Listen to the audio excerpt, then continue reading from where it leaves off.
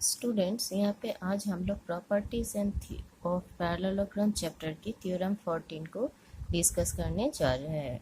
इस थ्योरम में हम लोगों को क्या प्रूव करना है कि in a parallelogram each diagonal bisects the parallelogram into two congruent angles. मतलब पैरेललोग्राम का जो डायगोनल होता है वो पैरेललोग्राम को दो कॉन्ग्रुएंट एंगल में डिवाइड करता है। नंबर 2 पॉइंट्स है opposite sides are equal, that means एक पैरेललोग्राम का जो अपोजिट साइड्स होता है वो इक्वल है। Number 3 points is opposite angles are equal, that means एक पैरेललोग्राम का जो अपोजिट एंगल्स होता है वो इक्वल होता है। Okay, so now let us draw a parallelogram ABCD। Here AB is the diagonal of the parallelogram. ठीक है, तो फिर यहाँ पे हम लोगों को गिवन में क्या दिया है कि ABCD इज ए पैरेललोग्राम। ये तो हम लोगों को गिवन में दिया हुआ है।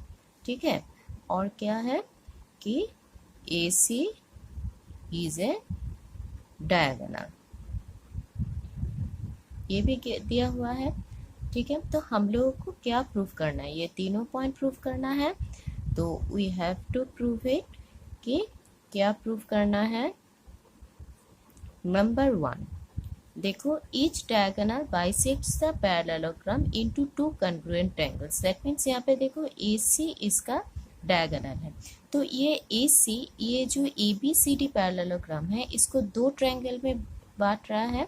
एक है ABC, एक ट्रायंगल है, एक है ये वाला पार्ट और दूसरा है ADC, मतलब ये वाला पार्ट। तो ये दो ट्रायंगल में this AC diagonal divides the parallelogram into these two triangle. So we have to prove this कि ये दो ट्रायंगल कॉन्ग्रुएंट है। ठीक है, तो नंबर 1 में क्या प्रूफ करना है कि triangle ABC congruent triangle ADC, ये नंबर 1 में प्रूफ करना है। नंबर 2 में क्या दिया हुआ है कि ऑपोजिट साइड्स आर इक्वल। तो यहाँ पे ऑपोजिट साइड्स क्या है, इसका ऑपोजिट साइड्स है ये, तो ये प्रूफ करना है। मतलब AB इक्वल्स टू DC, ये एंड इसका ऑपोजिट साइड्स है ये, मतलब AD and BC are equal. तो ये नंबर 2 का प्रूफ करना है। और नंबर 3 में क्या है, नंबर 3 में है ऑपोजिट एंगल्स आर इक्वल। तो ऑपोजिट एंगल यहाँ पे क्या है, देखो A एंगल का ऑपोजिट एंगल है C, so A equals to C दिखाना है। हम लोग A लिख सकते हैं या फिर क्या लिख सकते हैं, BAD, ये भी हम लोग लिख सकते हैं। तो हम लोग BAD लिखे इक्वल्स टू BAD ये वाला एंगल एंड इक्वल्स टू क्या होगा, BCD। तो ये एक साइड का हुआ और दूसरे साइड का ADC इक्वल्स टू ABC। तो ये तीनों पॉइंट हमको प्रूफ करना है। ठीक है, तो फिर हम लोग देखें कैसे प्रूफ करते हैं। Now from triangle ABC and ADC, तो इस दो ट्रायंगल में से हम लोगों को क्या क्या मिलता है देखते हैं। From triangle ABC and triangle ADC we get, क्या मिलता है हम लोगों को देखें। यहाँ पे है AC, देखो दोनों ट्रायंगल में ही हो रहा है, ABC ADC दोनों ट्रायंगल में ये लाइन तो कॉमन है, तो फिर हम लोग एक पॉइंट तो दे सकते हैं AC इज कॉमन साइड्स, दोनों में है। नंबर 2 सेकेंड पॉइंट देखो, यहाँ पे AD ये line and this line, this two lines are parallel to each other because ABCD is a parallelogram. तो हम लोगों को पता है कि एक पैरेललोग्राम का ऑपोजिट साइड्स का लाइन पैरेलल होता है, therefore AD and BC parallel है and AC is a transversal. Transversal मतलब AC ये दोनों लाइन को देखो इंटरसेक्ट कर रहा है, छेद कर रहा है, ठीक है, काट रहा है। तो हम लोग कह सकते हैं कि यहाँ पे ये जो एंगल है और ये जो एंगल है ये ऑल्टरनेट एंगल है। हम लोग पढ़े हैं कि ऑल्टरनेट एंगल है पैरेलल लाइन को दो जो लाइन इंटरसेक्ट कर रहा है उसका अंदर वाला लाइन, ठीक है। तो ऑल्टरनेट एंगल क्या होता है, इक्वल होता है। तो फिर इस एंगल के लिए हम लोग क्या लिख सकते हैं, DAC इक्वल्स टू, इस एंगल के लिए हम लोग लिख सकते हैं ACB, ठीक है। तो ये दो एंगल क्या हुआ, alternate angle,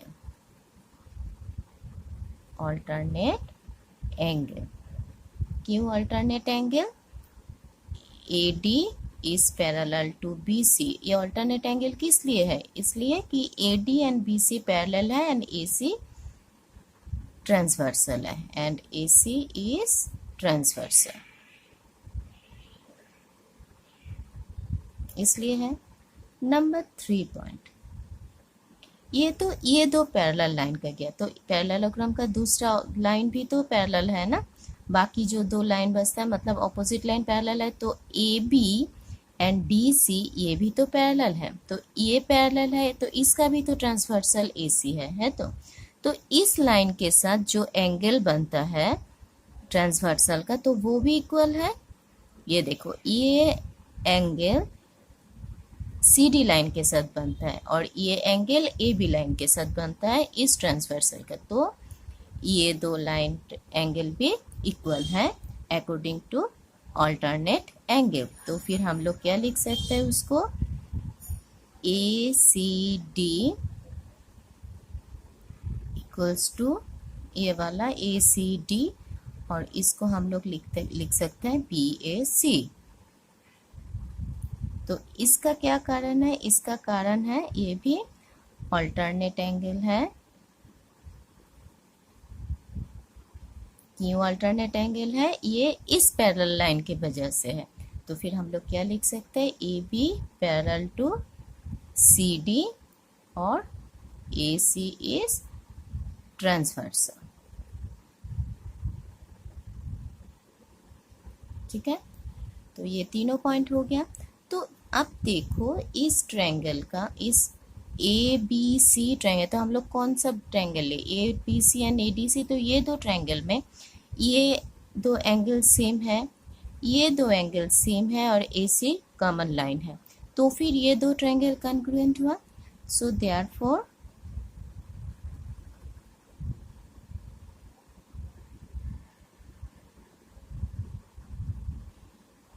we can say triangle ABC congruent triangle ADC। किस लॉ के, कॉन्ग्रुएंसी के 3 लॉ है, हम लोग जानते हैं, side side side, side angle side, angle side angle. तो यहाँ पे देखो दो एंगल और एक साइड है, तो ये किसका एक्सियम हुआ, ASA एक्सियम्स ऑफ कॉन्ग्रुएंसी। 3 है ना, दो एंगल का होता है कि ASS ASS एंड AAS, 3, तो एक हुआ। अच्छा अब है, इसको हम लोग इक्वेशन 1 देते हैं, इसको हम लोग देते हैं इक्वेशन 2, ओके। अब देखो तो ये जो ट्रायंगल इक्वल है, तो ये दो ट्रायंगल जो कॉन्ग्रुएंट है, तो हम लोग बोल सकते हैं कि इस ट्रायंगल का AP एंड DC ये उसका कॉरस्पॉन्डिंग साइड है and AD and BC are corresponding side और AC तो कॉमन साइड्स है। So therefore we can say AB equals to DC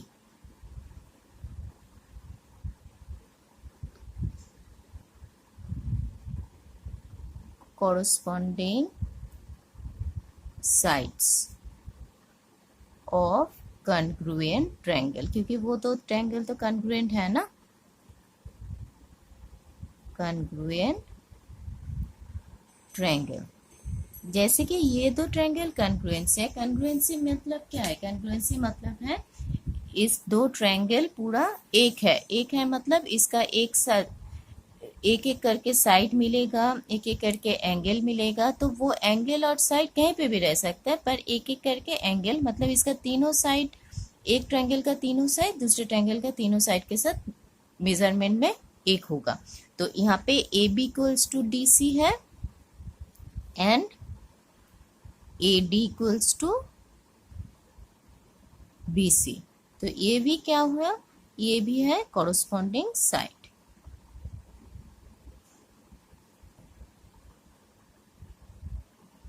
ठीक है, तो देखो ये नंबर 2 जो है ऑपोजिट नंबर 2 वाला point, A B equals to D C and C D equals to D C, तो ये भी प्रूव हो गया। तो ये करस्पॉन्डिंग साइड्स है। ठीक है, तो ये भी प्रूव हुआ।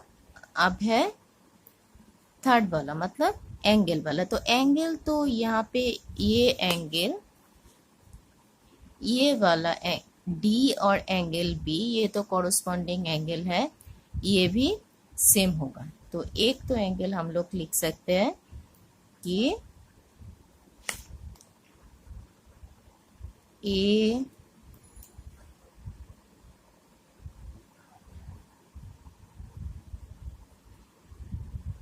D C equals to A B C. तो ये क्या हुआ? ये है corresponding angle.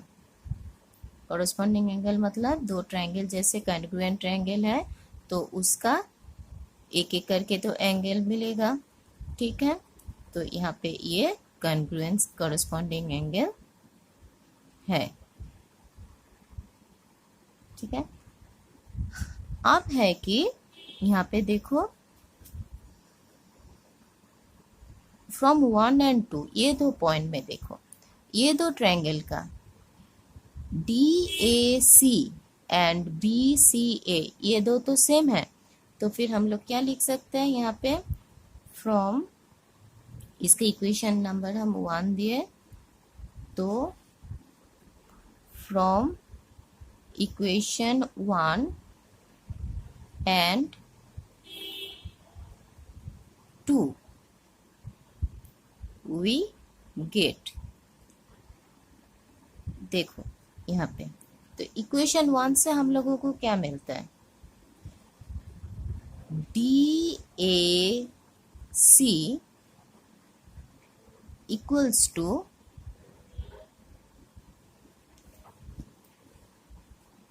DAC equals to ACB। Equation 1 में ये है, तो इक्वेशन 1 हम लोग ये लिख रहे हैं।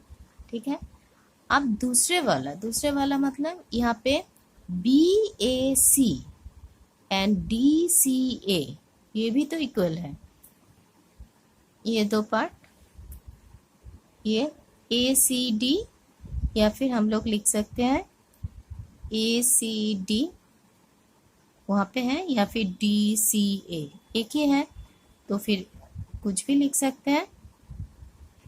तो यहाँ पे हम लोग किसके साथ क्या लिखेंगे? देखो DAC के साथ BAC, तो हम यहाँ पे घुमा के लिख रहे हैं BAC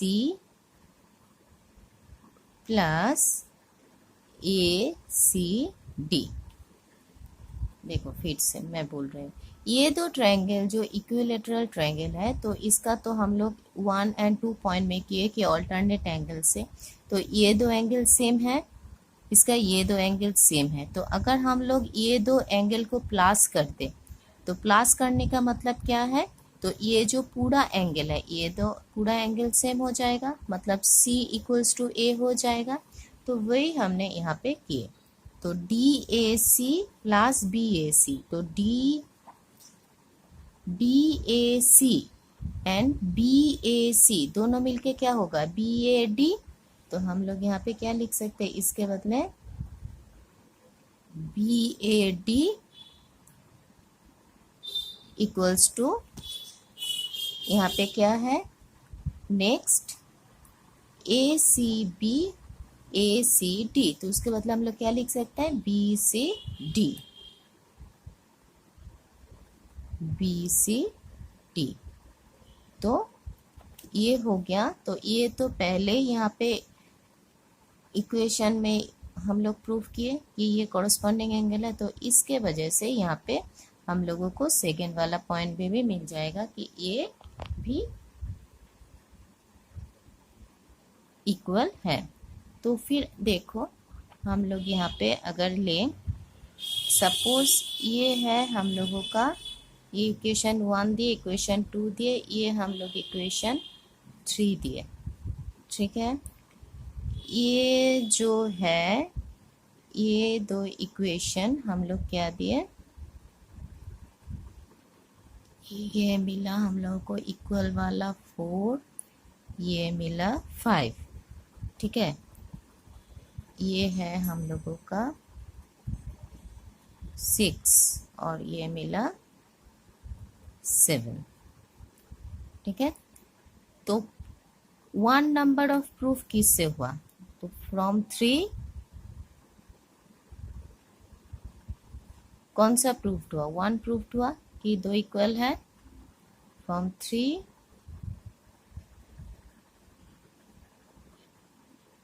we get triangle ABC corresponding triangle ADC, ठीक है। तो 1 वाला प्रूफ। अब है फ्रॉम 4 and 5, 4 and 5 से क्या हुआ, नंबर 2 प्रूफ हुआ। फ्रॉम 4 and 5 क्या प्रूफ हुआ, AB इक्वल्स टू DC और AD इक्वल्स टू BC। तो ये कौन सा प्रूफ हुआ, 2 प्रूफ। अब ये जो 6 और 7 है इससे कौन सा प्रूफ हुआ, ये 3rd वाला प्रूफ हुआ। तो from 6 and 7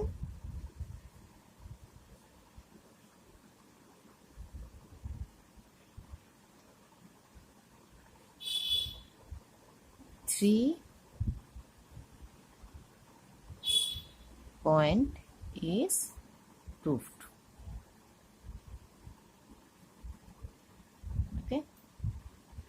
Whenever you write this clearly one by one, as I have no space I write here with another ink, okay।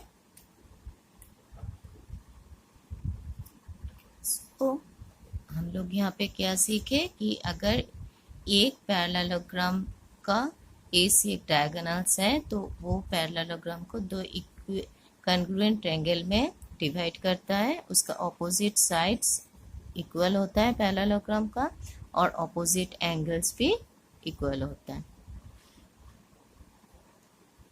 तो कॉन्ग्रुएंसी प्रूफ करने के लिए हम लोग क्या करते हैं, कोई भी एक्शंस लेते हैं, angle angle side side side angle या फिर साइड साइड साइड। सो हम लोग यहाँ पे इससे प्रूफ किए, यहाँ से प्रूफ किए, ASA एक्सियम से ये प्रूफ किए, ठीक है।